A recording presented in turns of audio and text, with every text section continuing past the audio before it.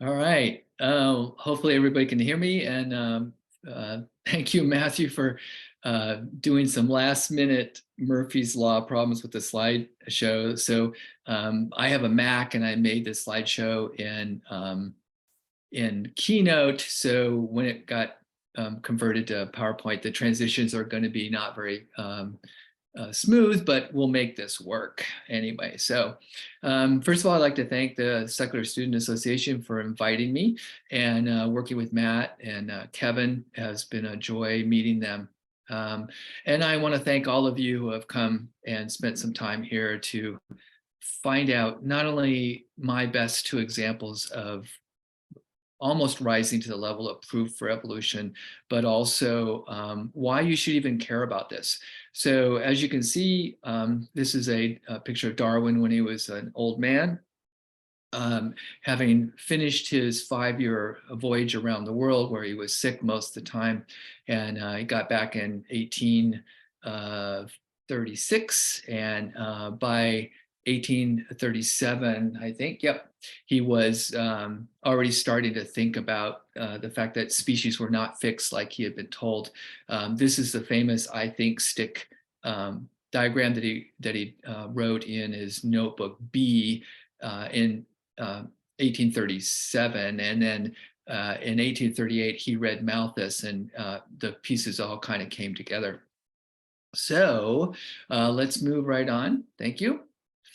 And so why should you even care about evolution? You know, you're majoring in history or art or music, and how does evolution affect you at all?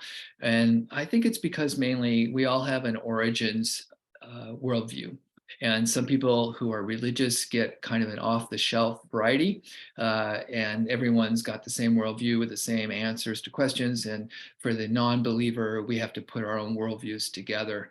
And most people who are non-believers choose secular humanism as a worldview. So from these worldviews, we just derive our meaning, purpose, our moral values, what standards we use, and also, more importantly, how we view reality and how we find truth. The beliefs are often held so closely that, especially in believers, that these are elevated to sacred values. They become part of the core identity. And so if you're in a discussion with someone about origins and that affect their beliefs, it can actually feel like an attack on them if it looks like what they believed isn't true. So origins form a foundation to our worldviews, basically, is what I'm saying. And surprisingly,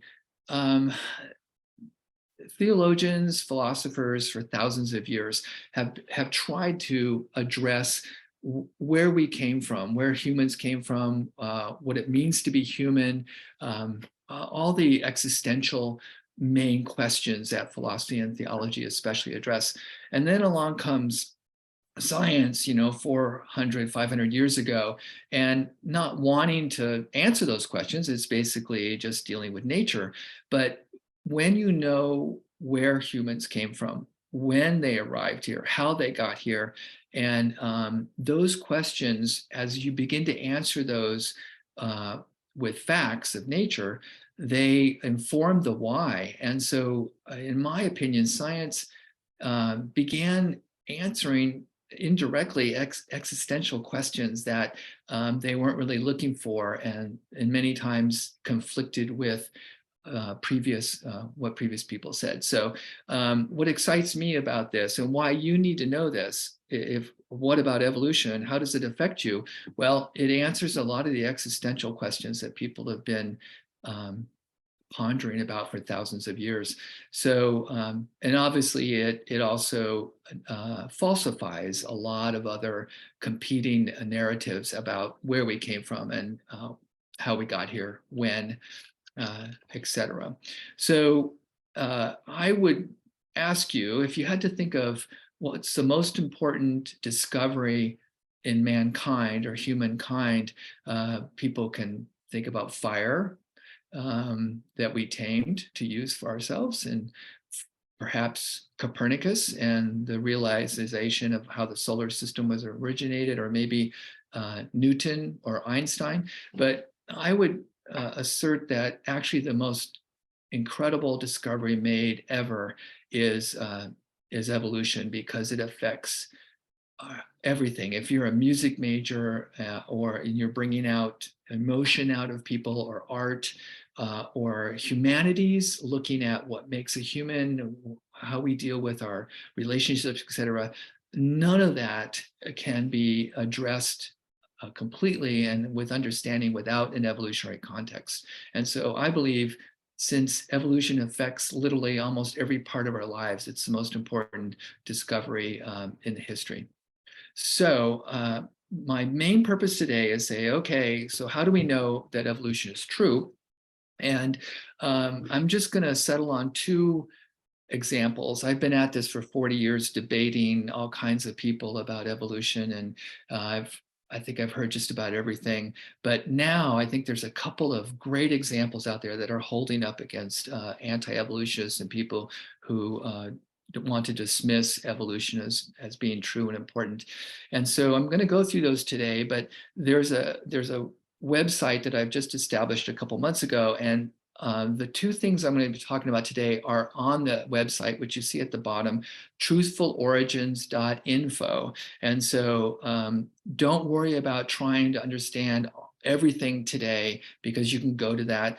There's also blog entries on there on homosexuality, abortion, morality, where it comes from, how we can study it, etc. So they're my opinions, but they're really not. I think basically they're consensus of the scientific community about a lot of things that I think you might be interested in. So don't worry about, sit back, let's go through these. And if you get lost along the way, you've got that website to go to that will, I think, for just a couple minutes reading per topic, tell you what's going on.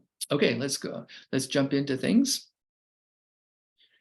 And when you look at why somebody might ask, how do we know evolution is true? I think it's important to find out who's asking and why. Is it a biology student, a creationist who just wants to find out why you're wrong? Is it a believer, maybe that's just interested? Is it an apologist? If you're apologetics is defined as the defense of the faith, not the defense of the truth. They think that it's the same. But if you're discussing evolution with an apologist, my experience has been is that they're not wanting to know why they're wrong. They're wanting to have you educate them into the latest scientific facts, so that they can come up with more reasons why you're wrong. And so as long as you realize, if you're in a discussion or a debate or a dialogue with an apologist, there's two different scenarios going on here, and it's not the same. If you're looking for truth or why you could be wrong, they're not. They're finding out why you're wrong and where they need to read. So maybe it's an engineer who has no biology background. Many of the young earth creationists are engineers. Maybe it's a medical provider, and they're going into medicine for reasons that they want to be on the mission field, et cetera, and they don't believe evolution. I just finished a blog a few days ago on why evolution is important to the medical field. And so you might want to, if you have an interest in that, read that. So even if you're a humanities, history, or artist, music, sculpture, the theory of evolution does touch you in terms of meaning, purpose, and what it means to be a human. It has to be in an evolutionary context. Okay, let's go to the next slide.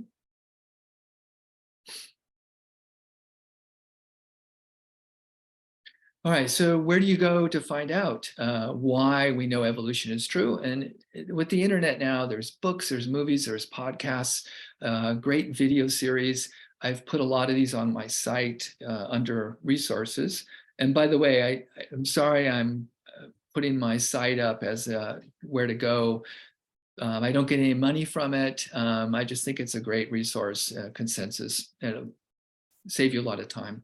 But there's various fields of biology that if a person has an interest in biogeography, which is how Darwin kind of came up with his Galapagos finches and the various the tortoises, there's paleontology, fossils, transitional fossils, etc. Developmental biology, DNA is incredible right now, what we're finding out with evidence for evolution. I'll be talking about that. Comparative genomics using haplotypes and kind of nested Russian dolls, we can trace back when humans left Africa to colonize the world. And the most successful exit out of Africa happened about 70,000 years ago. And to our surprise, using genetics, they did not go into Europe or even to Eurasia. They followed the coastline and ended up in, of all places, Australia. So just really good, incredible evidence and facts that were coming out. There's vestigial structures you can study. Faunal succession refers to the fossils that are found in different layers, uniquely going from simple to complex. So, and then there's a radiometric dating. I have a quote down here. I'll let you read that or come back to it at another time. But basically, Theodosius Dobzhansky was a very famous biologist who also happened to be a Christian. And as he states down there, that anything suggesting that there is a scientific reasons to doubt the facticity of evolution would be propagating a plain untruth. And so we know evolution is both theory and it's also fact, just like germ and cell and relativity theories are also fact. Okay, let's go on to the next slide. All right, some housekeeping here real quick. Evolution is defined as the change of alleles or genetic components of a population over time. So basically, individuals do not evolve, but populations do if there's certain things for selecting which genes are better in the environment. And the main mechanism or a mechanism for that is natural selection. And as you may recall, the title of Darwin's abstract, he called it. It wasn't really the book he wanted to do, but he had to rush it into production because of Wallace. Was on the origin of species by natural selection. So he was mainly proposing a way that evolution could come about. There were other people that were seeing that evolution was probably happening and had happened before him, but he was the one who came up with a proposed mechanism that would actually produce it. And then, as you know, Darwin's proposal for natural selection was read. He wasn't present in the Linnaean Society in 1859 or 58. His book was published in 59. So I think he was proposed in the year before. And Wallace wasn't present either. He was still in the field in Indonesia. So Darwin and Wallace both proposed natural selection as a way that species evolved and populations changed. The other important definition I'm going to get through here is vestigial structures. So vestigial structure is not something that's necessarily without function. It could be without function, but it also includes a structure that has lost its original function and has a new one now. And so I've got some pushback from people saying that is a new way that evolutionists are defining that to get out of problems. But in my slide and video presentation on whale evolution, I can show you that that definition actually goes back to the 1960s, 60 years ago, that it's not just a structure without function, but it's also a structure that has lost its original function. Micro and macroevolution, those usually refer to changes, microevolution at the species level, and then macroevolution is above that level. By the way, I didn't give you a good definition for natural selection, but it is basically differential reproductive success among individuals within a population. And Forrest Valkyrie, which is a YouTuber and science educator, defines it as a non-random selection of random mutations. So again, a mechanism. And then the other thing that didn't show up on this slide is science and and religions go about seeking truths in a different way. And religions basically come up with a scenario and then they try to support it. And that's how we end up with thousands of religions and thousands of gods. And they kind of do battle among themselves. Literally, people have been killed over this, where science takes the other approach. And so it comes up with hypothesis or theory, and it tries to disprove them and only keep the ones that are holding up.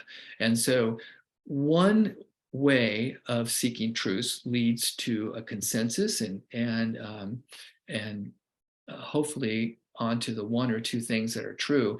And the other one, if you're going to try and prove something but not try and disprove it, you'll end up with all kinds of variations and nowhere near the truth. So let's go on to the next slide. Okay, so I told you I have two examples that I think are holding up great in terms of if somebody wants to know, give me your best example of evidence for evolution. The first one is whale evolution. And I'm not going to talk about that at this time. I'm just going to give you some tidbits of what you'll see. I made 3 videos because with whale evolution, the nice thing about whale evolution is you can actually see the evidence. And so that's what I've done in my 3 parts that are on my webpage. You can click on them. Each one is 25 minutes long. And I want to show you the evidence. I don't want you just to tell you about it. This summary page, a screenshot here, is everything that is discussed and shown for whale evolution. And when you see it all, it's overwhelming. But here's some little screenshots.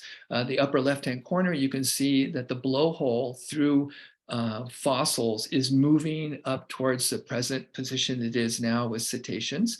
The hand underneath that is actually a river dolphin hand. And the point is that if you're going to design and make a flipper, I don't think you're going to use the same bones that are in your hand. And by the way, that is reversed, unfortunately. That little small digit on on your right side should be on the left. So to flip that. When you dissect a seal flipper out, you can see it looks like a hand. Again, this is an argument from homology. If you're going to design creatures that don't have any evolutionary past, why use the same bones that are in your arm in a bat's arm and all the ones from the tetrapods, basically. Down below, you'll see a picture of a fetal baleen whale. The mother was killed, and so this was stillborn. And they cut through the jaw, and what you see is a row of dots there, and those are teeth buds. And so most of you may know that baleen whales don't have teeth. They use a filtering process to eat. And so why would a baleen whale that's never going to have teeth have tooth buds that have dentine and no enamel in the fetal stage? And then to the far right, you can see the development of a dolphin in embryology evidence. And it starts out with what looks like a nose, and then it slowly migrates as it ages to where the blowhole's at the top. So there's DNA evidence, there's fossil evidence, there's all kinds of vestigial evidence from our living cetaceans and whales today. And I think you would enjoy this example here of whale evolution, that when you look at all the evidence that whales have evolved, it is overwhelming. Also on my slides that are through the web page, my website, they're all, most of them are cited, so you can actually fact check me, and all the original sources are on the slides. But this is really great, especially for those of us who are visual. Please, go ahead and look through my whale evolution videos, which are on the site truthfulorigins.info, and I think you'll enjoy seeing some incredible evidence. However, it's not the best. And let's go to the next slide. And okay, so this involves DNA evidence. And this is the best evidence I've seen in 40 years. And it involves shared endogenous retroviruses. And again, I just want you to understand what's going on here. And if you want to dive into the details some more, it's on the website. So what is happening is that there's, as you know, when you get infected with a cold virus or a lot of other viruses, they get into your cell and they take over the machinery, the ribosomes, to make their own products, and so they can keep reproducing inside your body until your immune system catches up with them and is able to corral them. But there's a group of viruses that are called retroviruses. So instead of having DNA, they have RNA. And what they do is dastardly. They actually insert their genetic instructions into your chromosomes. And so they're like parasites. And because they have RNA and they have to convert their nucleic acids to DNA before they insert into your DNA, they're called retroviruses, because most organisms go from DNA to RNA to proteins. That's the paradigm of nucleic acid reproduction. But retroviruses go the opposite. So you have these viruses that are inserting their genomes into yours, and now their DNA instructions become part of yours, and we have no way of removing that. And so your body can silence them and dampen them down through methylation and other ways to try and control it. But once they're into your chromosomes, they're basically in there. So when the Human Genome Projects were getting their first drafts out, and they found out that we have 3 billion base pairs and only 20,000 protein producing genes, they also found out that 8% of our 3 billion base pairs are actually made up of these old retroviral insertions. And when the genomes that the retrovirus has put into you, when it gets degraded and can no longer work and produce new viruses, but it's still there, we call them endogenized retroviruses, because they get fixed into the population as people reproduce, if the virus inserted into an egg or a sperm. So when you go down as a scientist and you're reading the genetic language that's in the chromosomes, there is a specific component to these endogenous retroviruses that show up, which you see hopefully on the slides in front of you. And so there are 3 genes to a retrovirus, and they're called GAG, POL, and ENV. The GAG produces proteins that are made for the capsid. It's like a lunar module that has to get into the cell to parasitize it. The POL has a lot of enzymes such as integrase and reverse transcriptase, and the ENV has the envelope genes that constitute a part of the retrovirus. And in a couple minutes, I'm going to show you a 5-minute video from the HHMI, the Howard Hughes Medical Institute, which shows you all this. Now, so there's only 3 major genes, and the virus, when it infects you, it needs to be able to reproduce itself and make new viruses. And unfortunately, it uses your system to copy itself, and your system is not set up to read all of the genome of the virus, the provirus. And so the retrovirus needs to have promoters, which are another set of genetic instructions to get it started to make the new viruses. And so before it inserts its GAG, POL, ENV into your chromosomes, it makes these promoters, huge numbers of promoters, hundreds or thousands of them, and they are called LTRs, for long terminal repeats. And so it makes those, and it packages those with it and sends it into your chromosomes after cutting it into. So what you see in front of you are the 3 major genes, and then on either side, flanking them, are the LTRs, which come from the retrovirus. And the other thing that is there are called target site duplications. And if you look at the retrovirus there, the target site duplications are the ATTAT. That's the sequence on either side. And what that represents is when the retrovirus goes to insert its genome into your chromosomes, it takes like a pair of scissors and it cuts your DNA, pulls it apart, and then it slices the retrovirus genome into yours. And so there's actually like 2 knots on either end of your DNA chromosome section where it was inserted in. Those are the target site duplications, the TSDs. And so when a geneticist reads along your chromosomes, your DNA, they can find these endogenous retroviruses because it has the 2 LTRs, the genes, the GAG, POL, ENV, and they know that you can see where it's cut in. So we know that they were not original to your genes, that they're viral, they're parasitic instructions that are inserted. Now, over millions of years, these get degraded and get mutated and they don't work anymore. And so a lot of the GAG, POL, and the ENV have dropped out, and all that you see is an LTR. And we can get into why that is important for a creationist to talk about, or you can read it on my site. But has everyone got it? You have a parasite like HIV, that sometimes can go to AIDS if it's not treated. HIV is a retrovirus. It inserts its genome into yours, becomes part of yours. You can't get it out. And over millions of years, they degrade down, and we find these in your genomes. And so you're saying, what is the big deal? He's wasting all my time. Well, as we're going to see in a minute, what is the crucial point is that these things, which are tens of thousands of these are in our genome, they insert randomly.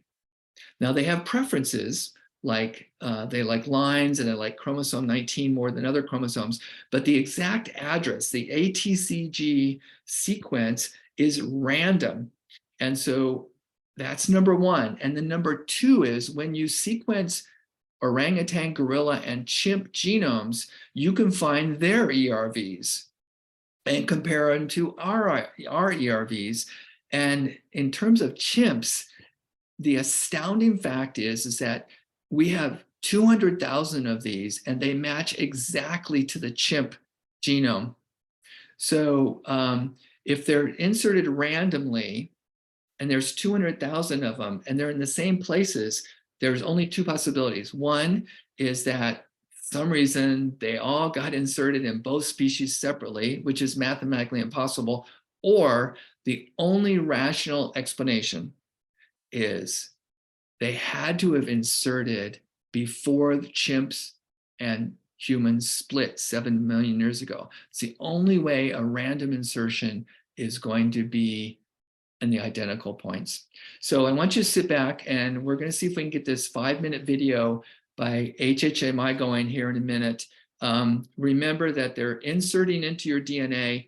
There's an enzyme called reverse transcriptase, which converts their RNA to DNA so it can be inserted.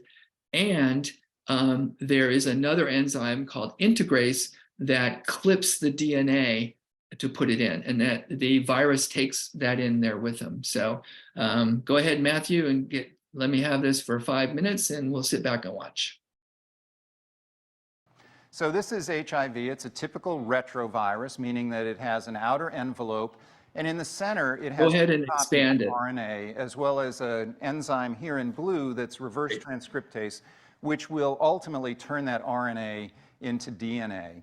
The virus itself, with this outer envelope protein, actually directly infects T helper cells. The way that it does this is that as it comes up to the cell surface, it uses receptors that are on T helper cells and exclusive to T helper cells, which are CD4 molecule, which really defines T helper cells. It's a surface receptor that binds to the envelope protein. That causes a conformational change and allows a second receptor to grab hold of the envelope. This is the chemokine co-receptor. It's also called CCR5, and we'll talk about that more. What happens now is that the stalk of the envelope protein pierces through from the virus into the host cell and starts to draw the cell membrane and the viral membrane together.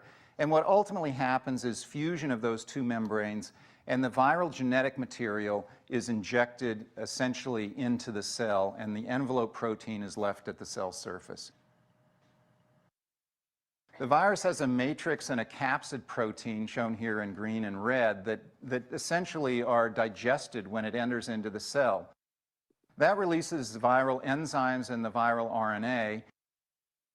And here we have reverse transcriptase, which takes the viral RNA and, using host nucleotides, converts that viral RNA into a single strand of DNA. While it does that, it makes some random errors, which is characteristic of reverse transcriptase. It has very poor proofreading activity. That single-stranded DNA now is again reverse transcribed into a double-stranded DNA. At that point, another enzyme that has come in with the virus in the beginning, called integrase, essentially grabs hold of that double-stranded DNA and carries it through a nuclear pore into the nucleus of the cell. Within the nucleus of the cell, it finds the host chromosome, and it basically, the integrase enzyme, makes a nick in the host DNA and allows for HIV to insert itself into the host chromosome. And that right there is what establishes lifelong infection. Now, RNA polymerase comes along and makes messenger RNA. Those messenger RNAs encode for different viral proteins. They end up associating with ribosomes at the surface of the rough endoplasmic reticulum. And here's a piece of mRNA that's making envelope protein, which is directly produced into the endoplasmic reticulum. And it's shuttled then through the endoplasmic reticulum and taken to the cell surface, where at the cell surface it becomes embedded in the cellular membrane, and at this point, coalescing with other envelope proteins that have been produced, you have this cluster of envelope proteins now on the surface of this infected cell. At the same time, there are other messenger RNAs that are being produced that allow for translation of other viral proteins. So here are additional viral proteins being made, which are going to be used to make up the key components that the virus ultimately is going to need. These are transported again to the cell surface, to the area where these envelope proteins are, and a strand of RNA as well as some of the enzymes are part of that complex. This then buds off at the cell surface at this point, but it's still not a mature virion because the polyprotein chain needs to still be digested into its component parts. That's done by an enzyme called protease. Protease breaks up those polyprotein chains and ultimately allows for them to coalesce and form the mature structures that make up the final virion. And now you have a mature infectious virion that can go on now to infect other cells. Once that happens, now the cell can produce tons of viruses, and this is really what then keeps the whole process going. Okay, thank you. We'll get back to my slides here in a second. Matt's doing a great job.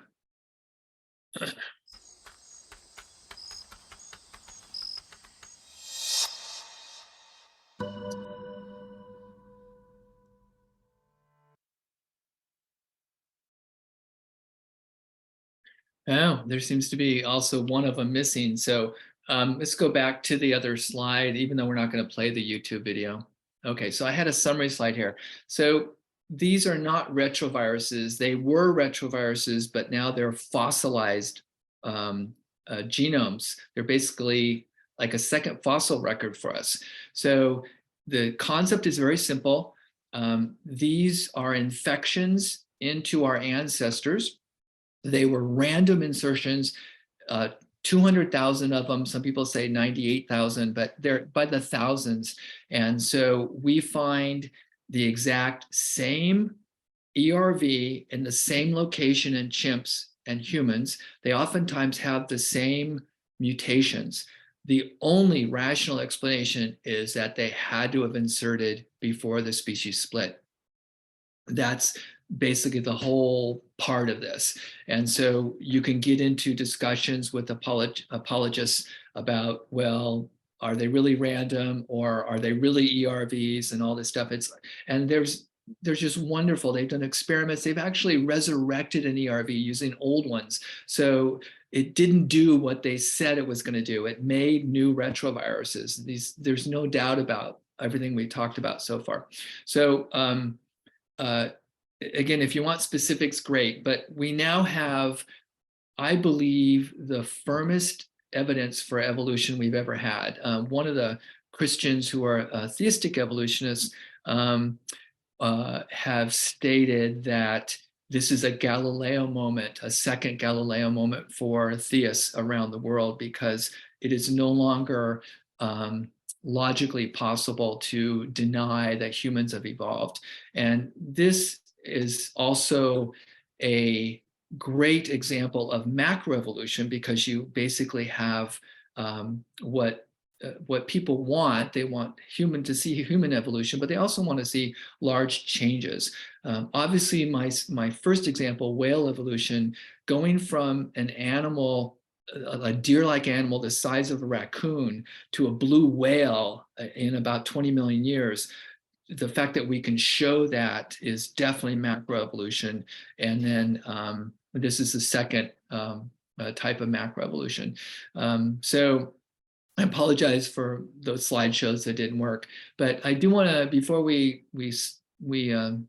end this presentation on those two examples, whale evolution and shared endogenous retroviruses, let's go to the next slide. And there's other DNA evidence for evolution and human evolution, which I'm not going to talk about now, but it's on my website. There's just a wonderful how we figured out that all the great apes except for us have 48 chromosomes and we have 46. And so if we evolved from a common ancestor with them, the question is, well, what happened to the DNA? Where did it go? And it didn't go anywhere. It just got rearranged. And it turns out, if you look at the left side there, this is a diagram of the banding patterns when you stain chromosomes. And you can see that the H stands for human, the C stands for chimp. And if you line them up, you can see how almost identical they are. They've got the same DNA codes, et cetera.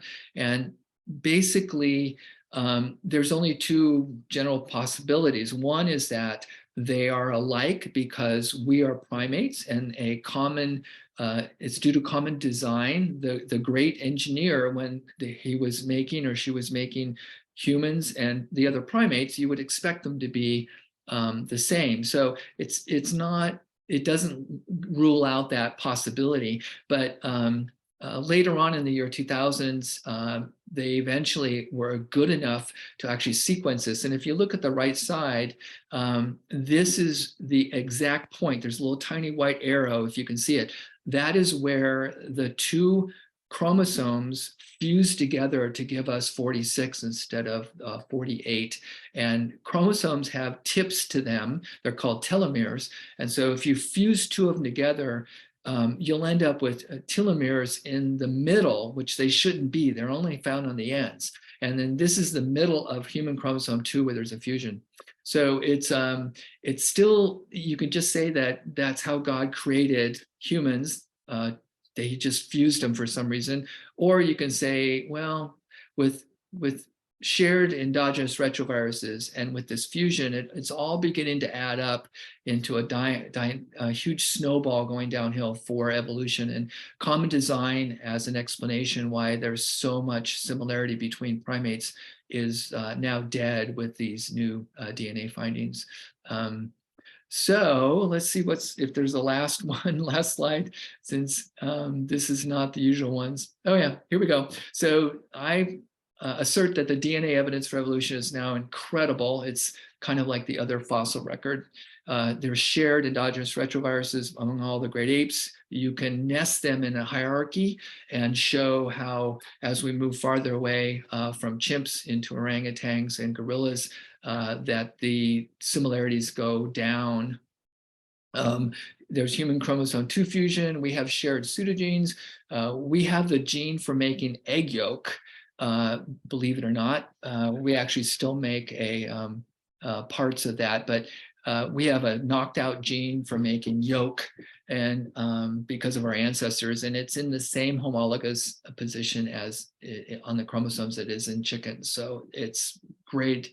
There's great evidence for vitamin C production with a pseudogene for that and for other things. And then the banding of chromosomes you just saw. So we have in humans about 98.8% of the exact same of those 3 billion base pairs, the exact same ATCG sequences. And it's even higher in the protein genes that for producing genes.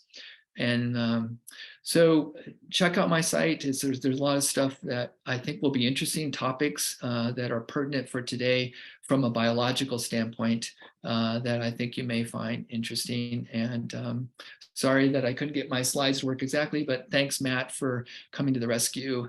And hopefully I've left some time for questions. Thank you.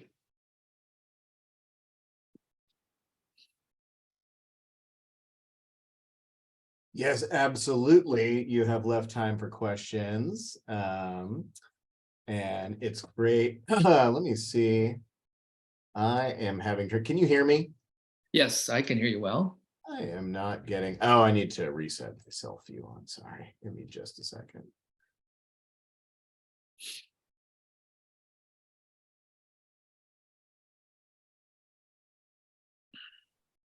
But as I figure my stuff out, we do have some questions already in the Q&A tab. So you can use that Q&A feature on your Zoom toolbar to submit questions for Jon. There's a couple already in there. And there's one that, if I remember my biology correctly, my basic genetics, I think I know the answer, but I'll let you answer. So if two of 48 chromosomes fused, then there would be 47, not 46. So what's the answer to that question?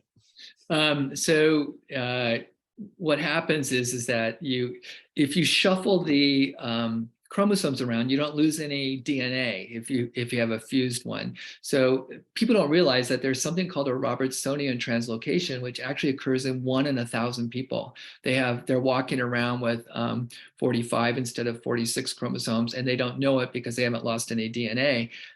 When they find out is when they want to have children, and then you end up with a lot of miscarriage and Down syndrome and things like that. So if I'm answering your question right, sometime in our past, there was a fusion event, and it looks like it happened after we split from chimps.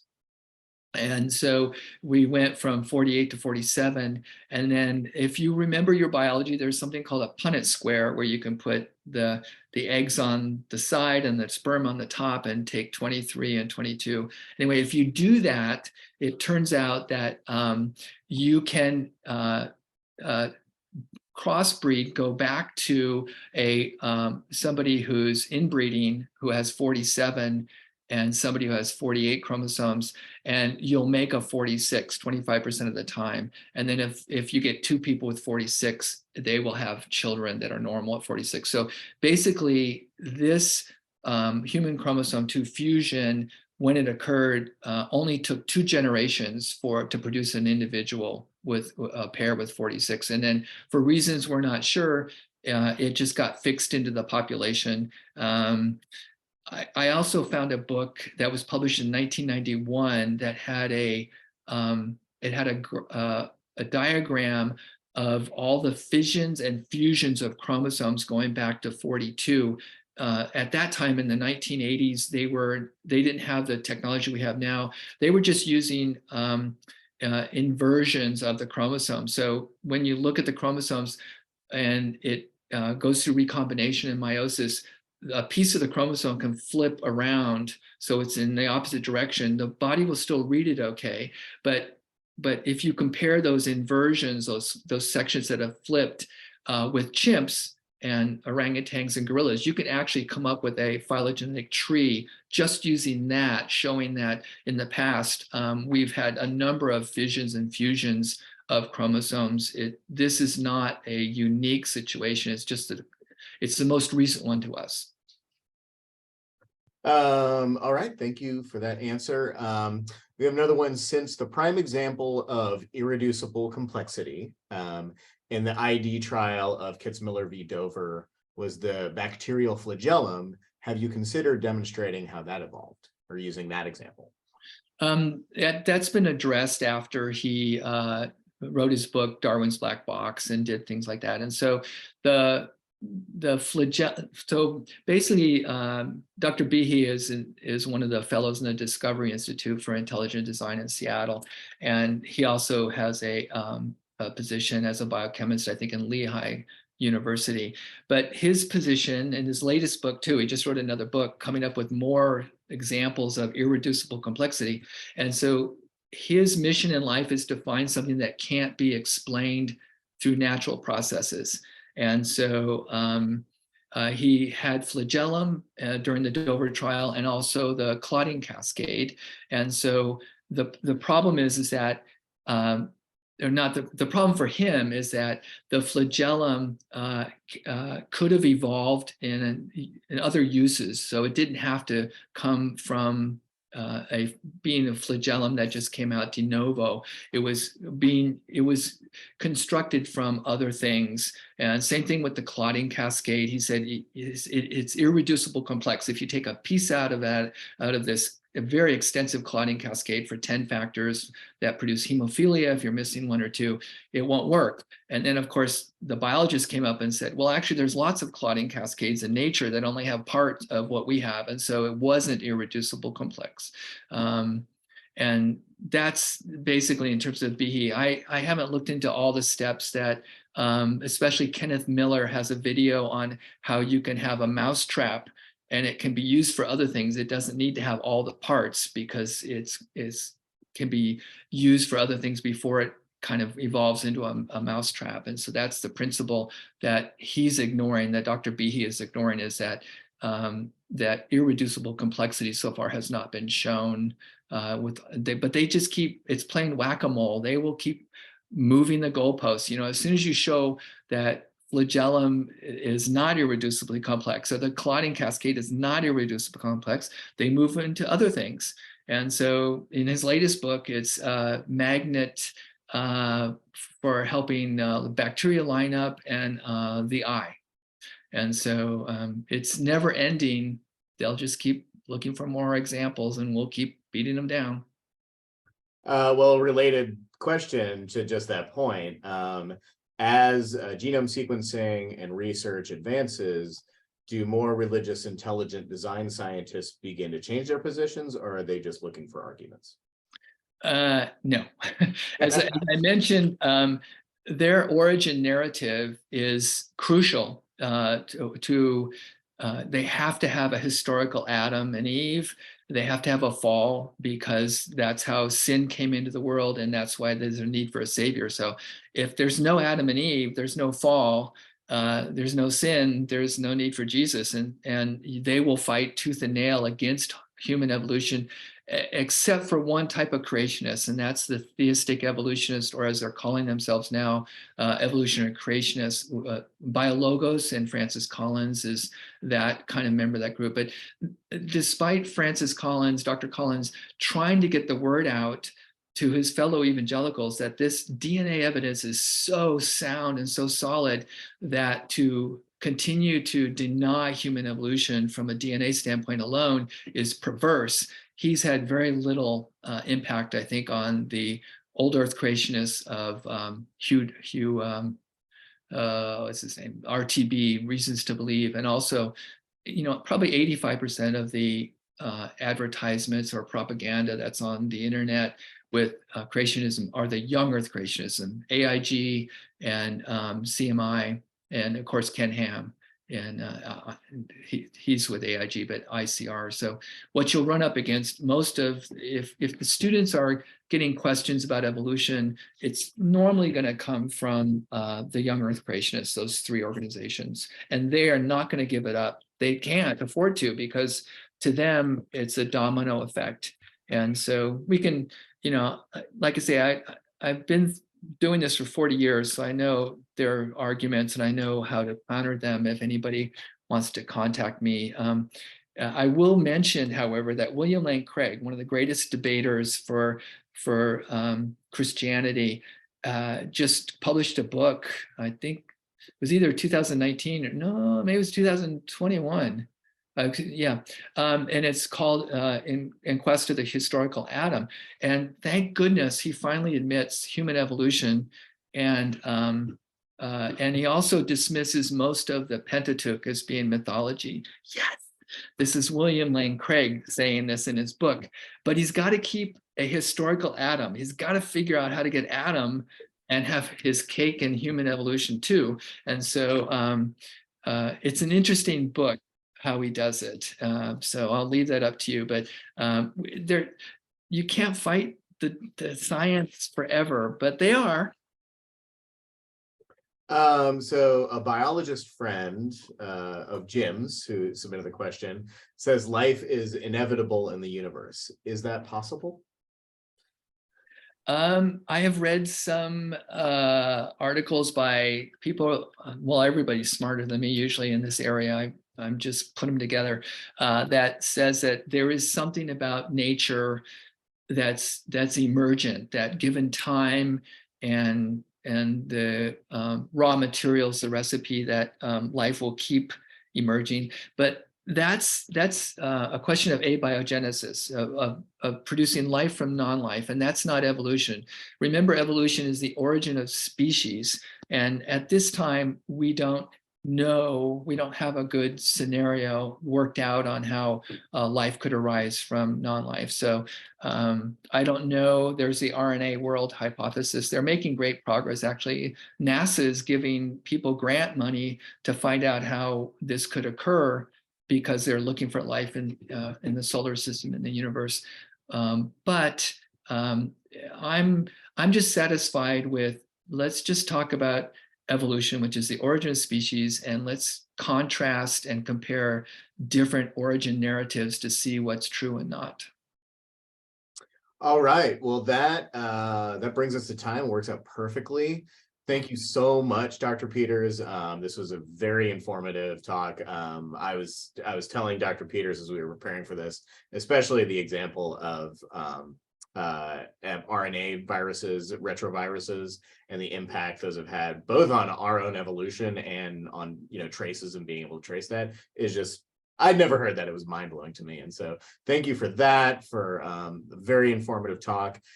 We will be posting this to our YouTube channel, which will be linked on our webinars page. So you look in the chat, I put the link there, secularstudents.org/webinars. You'll be able to view that again and send that to your friends tomorrow. And then also please check out those upcoming webinars, register for those. There's links on that webinars page to do that. Thank you all so much for being here. Thank you, Dr. Peters, and we'll see you at the next SSA webinar. Thank you. Thanks.